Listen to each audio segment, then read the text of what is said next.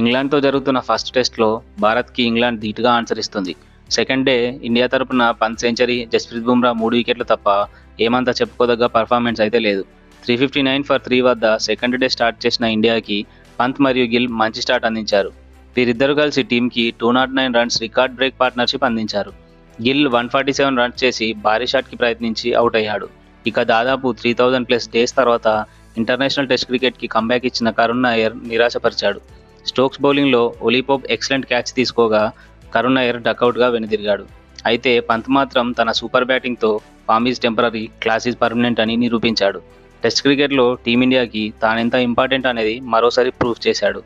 Australia సిరీస్లో fail అయినప్పుడు పంత్ని తిట్టిన గవాస్కర్ ఈరోజు రిషబ్ పంత్ని ఆకాశానికి ఎత్తేశాడు. ఇది కదా అసలైన సక్సెస్ అంటే. రిషబ్ పంత్ ఇంగ్లాండ్ బౌలర్స్ని ఒక ఆట ఆడుకుంటూ టెస్ట్ క్రికెట్లో 7th సెంచరీ నమోదు చేసుకున్నాడు. ఇంగ్లాండ్ మీద పంత్కి ఇది 3వ సెంచరీ. ఈ సెంచరీతో పంత్ టెస్ట్ క్రికెట్లో ఇండియా తరపున వికెట్ కీపర్లలో హైయెస్ట్ సెంచరీస్ రికార్డ్ క్రియేట్ చేశాడు. అంతకుముందు ఈ రికార్డ్ ఇండియన్ లెజెండ్ ధోనీ పేరు మీద 6 సెంచరీలతో ఉండేది. పంత్ 7వ సెంచరీతో ధోనీ రికార్డ్ తుడిచిపెట్టుకపోయింది. ఇక రిషబ్ పంత్ అవుట్ అయ్యాక మన బ్యాట్స్మెన్లందరూ క్యూ గెట్టేశారు. 41 రన్స్ తేడాతో 7 వికెట్లు కోల్పోయామంటే చూడాలి మన బ్యాటింగ్ లైనప్ ఏ విధంగా ఉందో అని. టైలెండర్స్ అందరూ ఎప్పుడెప్పుడు అవుట్ అయ్యి బౌలింగ్ చేద్దామా అనే విధంగా ఆడారు. ఇక ఇంగ్లాండ్ బౌలింగ్ విషయానికి వస్తే ఆ టీం కెప్టెన్ బెన్ స్టోక్స్ 4 వికెట్లు తీసుకొని టీంని ముందుండి నడిపించాడు. మొదటి రోజు స్టోక్స్కి సరైన సపోర్ట్ అందలేదు.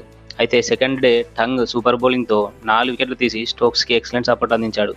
పిచ్ కండిషన్ని యూజ్ చేసుకొని వీరిద్దరూ లెంత్ బాల్స్తో ఇండియన్ బ్యాట్స్మెన్స్ని ఇబ్బంది పెట్టి అవుట్ చేశారు. దీంతో ఇండియా 471 రన్స్కి ఫస్ట్ ఇన్నింగ్స్లో ఆల్అవుట్ అయింది. నెక్స్ట్ బ్యాటింగ్ స్టార్ట్ చేసిన ఇంగ్లాండ్ని బుమ్రా స్టార్టింగ్లోనే తన ఎక్సలెంట్ డెలివరీతో ఆ టీం ఓపెనర్ జాక్ రాలీని అవుట్ చేశాడు.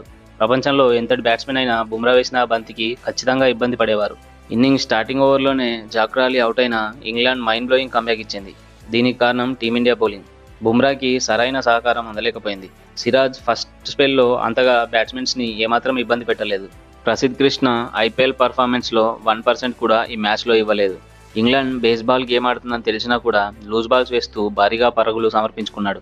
దీంతో సెకండ్ వికెట్కి డకెట్ మరియు ఒలీ పోప్ 122 రన్స్ పార్ట్నర్షిప్ అందించారు. తర్వాత 62 రన్స్ చేసిన డకెట్ని మరోసారి బుమ్రా వచ్చి బౌల్డ్ చేశాడు. తర్వాత ఒలీ పోప్ మరియు రూట్ మరో సూపర్ పార్ట్నర్షిప్ అందించారు. 79 రన్స్ పార్ట్నర్షిప్ తర్వాత బుమ్రా రూట్ని అవుట్ చేశాడు. ఓవరాల్గా బుమ్రా జో రూట్ని అవుట్ చేయడం ఇది 10వసారి.